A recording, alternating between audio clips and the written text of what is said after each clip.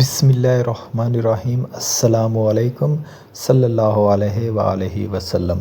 حضرت اویس کرنی کو جنت کے دروازے پر کیوں روک لیا جائے گا؟ حضور اکرم صلی اللہ علیہ وآلہ وسلم نے فرمایا کہ جب لوگ جنت میں جا رہے ہوں تو اویس کرنی کو جنت کے دروازے پر روک لیا جائے گا۔ حضرت اویس کرنی کون ہیں؟ اویس نام ہے، عامر کے بیٹے ہیں، مراد قبیلہ ہے، کرن ان کی شاخ ہے اور یمن ان کی رہائش گاہ تھی۔ حضرت نے ماں کی حد درجہ خدمت کی، وہ آسمانوں تک پہنچی۔ اویس کرنی حضور کی خدمت میں حاضر نہیں ہو سکے۔ جبرائیل آسمان سے پہنچے اور ان کی بات کو حضور نے بیان کیا، چونکہ حضور دیکھ رہے تھے کہ آئندہ آنے والی نسلیں اپنی ماؤں کے ساتھ کیسا سلوک کریں گی۔ ایک سائل نے سوال کیا، یا رسول اللہ صلی اللہ علیہ وآلہ وسلم، قیامت کب آئے گی؟ تو آپ نے ارشاد فرمایا، مجھے نہیں معلوم کب آئے گی۔ تو سائل نے کہا کہ کوئی نشانی تو بتا دیں۔ تو آپ صلی اللہ علیہ وسلم نے فرمایا، جب اولاد اپنی ماں کو ذلیل کرے گی تو قیامت آئے گی۔ حضور صلی اللہ علیہ وآلہ وسلم نے حضرت عمر رضی اللہ تعالیٰ عنہ اور حضرت علی رضی اللہ تعالیٰ عنہ سے کہا کہ تمہارے دور میں ایک شخص ہوگا جس کا نام ہوگا اویس بن عامر، درمیانہ قد، رنگ کالا، جسم پر ایک سفید داغ۔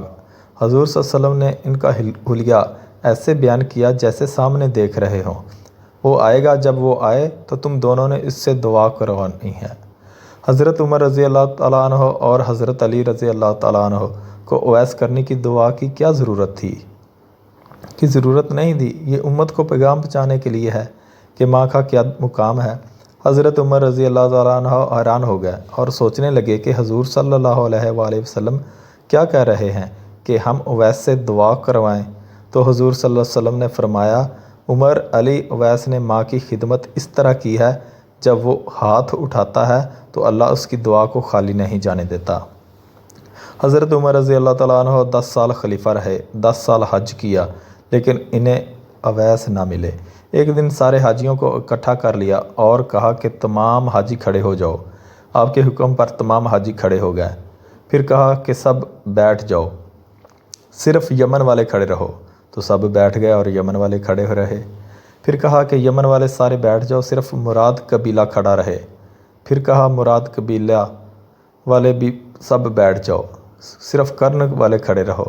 تو مراد قبیلے والے بیٹھ گئے، صرف ایک آدمی بچا، اور حضرت عمر نے کہا کہ تم کرنی ہو؟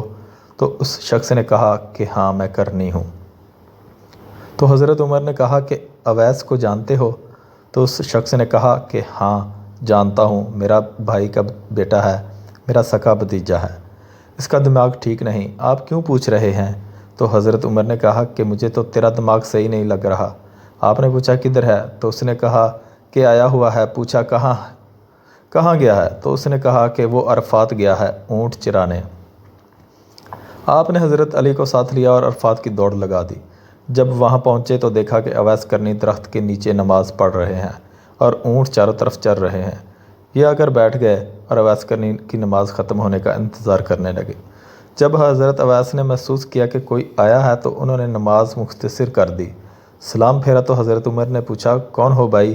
تو کہا، جی میں مزدور ہوں۔ اسے خبر نہیں کہ یہ کون ہے۔ تو حضرت عمر نے کہا کہ تیرا نام کیا ہے؟ تو اویس نے کہا کہ اللہ کا بندہ۔ تو حضرت عمر نے کہا کہ سارے ہی اللہ کے بندے ہیں، تیری ماں نے تیرا نام کیا رکھا ہے؟ تو حضرت اویس نے کہا کہ آپ کون ہیں میرا انٹرویو کرنے والے؟ ان کا یہ کہنا تھا کہ حضرت علی نے کہا کہ اویس، یہ امیر المومنین عمر بن خطاب ہیں اور میں ہوں علی بن ابی طالب۔ حضرت اویس کا یہ سننا تھا کہ وہ کانپنے لگے۔ کہا کہ جی میں معافی چاہتا ہوں، میں تو آپ کو پہچانتا ہی نہیں تھا، میں تو پہلی دفعہ آیا ہوں۔ تو حضرت عمر نے کہا کہ تو ہی اویس ہے؟ تو انہوں نے کہا کہ ہاں میں ہی اویس ہوں۔ حضرت عمر نے کہا کہ ہاتھ اٹھا اور ہمارے لیے دعا کر۔ وہ رونے لگے اور کہا کہ میں دعا کروں؟ آپ لوگ سردار اور میں نوکر آپ کا، میں آپ لوگوں کے لیے دعا کروں؟ تو حضرت عمر نے کہا کہ ہاں، اللہ کے نبی نے فرمایا تھا، عمر اور علی جیسی ہستیوں کے لیے حضرت اویس کے ہاتھ اٹھوائے گئے۔ کس لیے؟ اس کے پیچھے جہاد نہیں، تبلیغ نہیں، تصوف نہیں، اس کے پیچھے ماں کی خدمت ہے۔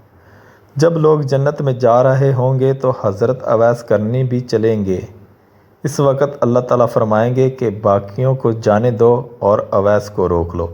اس وقت حضرت اویس کرنی پریشان ہو جائیں گے اور کہیں گے کہ اے اللہ، آپ نے مجھے دروازے پر کیوں روک لیا؟ تو اس وقت اللہ تعالیٰ فرمائیں گے کہ پیچھے دیکھو۔ جب آپ پیچھے دیکھیں گے تو پیچھے کروڑوں اربوں کی تعداد میں جہنمی کھڑے ہوں گے۔